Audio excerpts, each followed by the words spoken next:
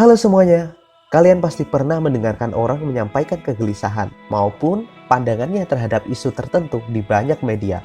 Salah satunya di podcast Master Deddy Corbuzier. Jadi bayangin, Mas Deddy, kita sudah mengalami pra-pandemi krisis pembelajaran. Ya, ditambah tiba-tiba. Bisa bayangin nggak? Jadi itu banyak orang nggak sadar.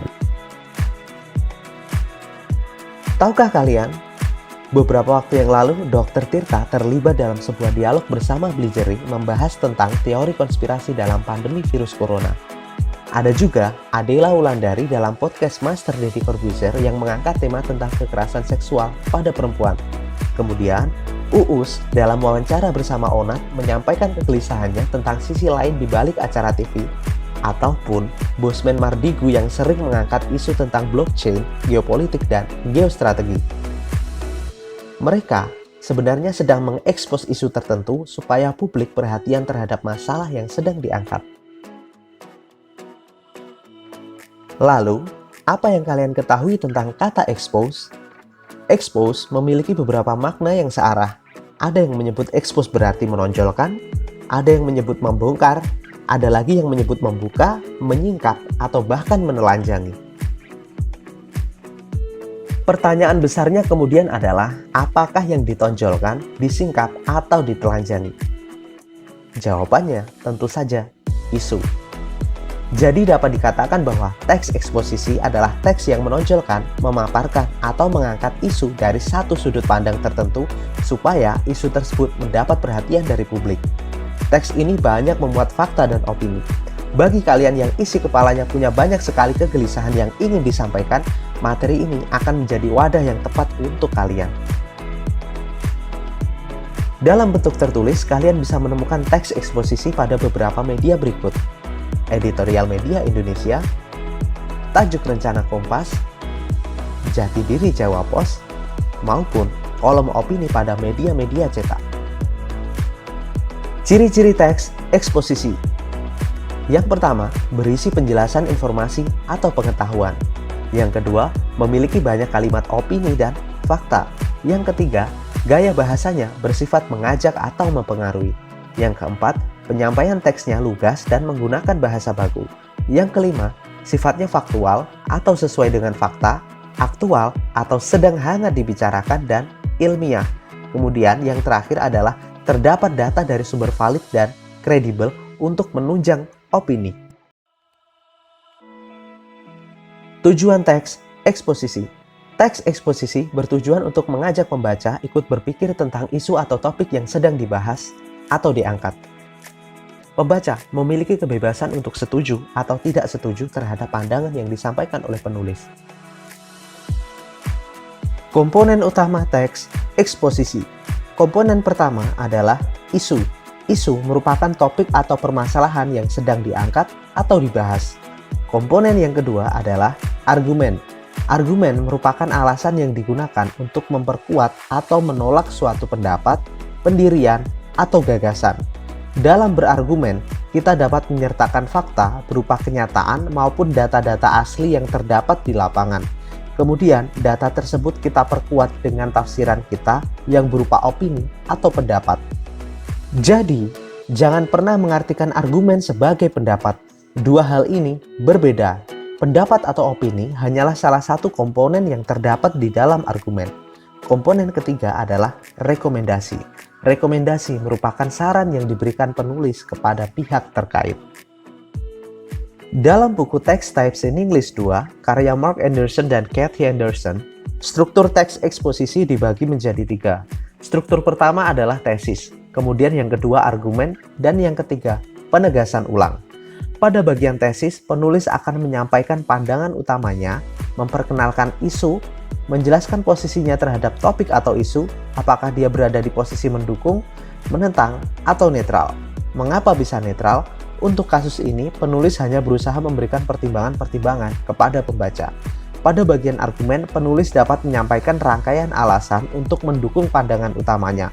Perlu digarisbawahi, argumen yang baik dalam teks eksposisi adalah argumen yang mengungkapkan alasan dari satu sisi, berisi pendapat serta menyebutkan bukti atau fakta pendukung, serta menjelaskan dampak yang ditimbulkan dari isu atau topik tersebut.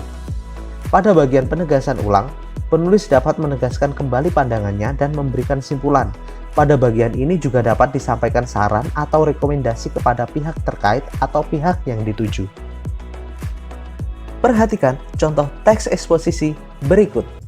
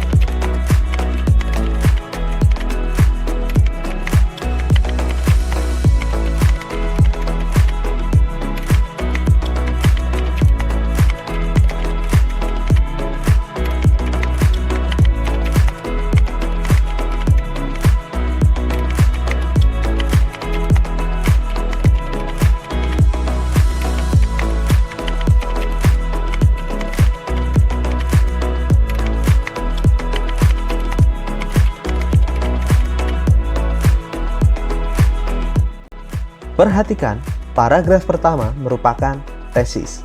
Bagian ini dimulai oleh pengenalan topik, yaitu pada bagian yang ditandai dengan warna merah. Kemudian, penulis menyampaikan pandangan utamanya bahwa ia setuju terhadap isu yang dibahas, yaitu bantuan sosial oleh pemerintah di masa pandemi COVID. Bagian ini ditandai dengan warna hijau. Paragraf kedua sampai paragraf ketujuh merupakan bagian argumen. Pada bagian ini, penulis menyampaikan berbagai opini yang diperkuat oleh fakta. Bagian opini ditandai warna coklat dan bagian fakta ditandai oleh warna hitam. Pada bagian ini, pada dasarnya penulis ingin menyampaikan bahwa meskipun ia mendukung bantuan sosial dari pemerintah, tetapi masih ada beberapa catatan yang perlu diperhatikan, terutama berkaitan dengan isu pendataan. Jangan sampai bantuan sosial dari pemerintah justru salah sasaran. Paragraf ke-8 merupakan bagian penegasan ulang. Bagian ini ditandai dengan warna abu-abu. Di sini penulis juga menyampaikan berbagai rekomendasi atau saran kepada pemerintah. Terima kasih sudah menyimak materi yang disajikan. Sebelum kalian menutup video ini, jangan lupa klik tombol subscribe. Jika kalian memiliki saran atau pertanyaan, silakan tulis di kolom komentar. Like dan share jika menurut kalian video ini membantu dalam belajar. Salam literasi.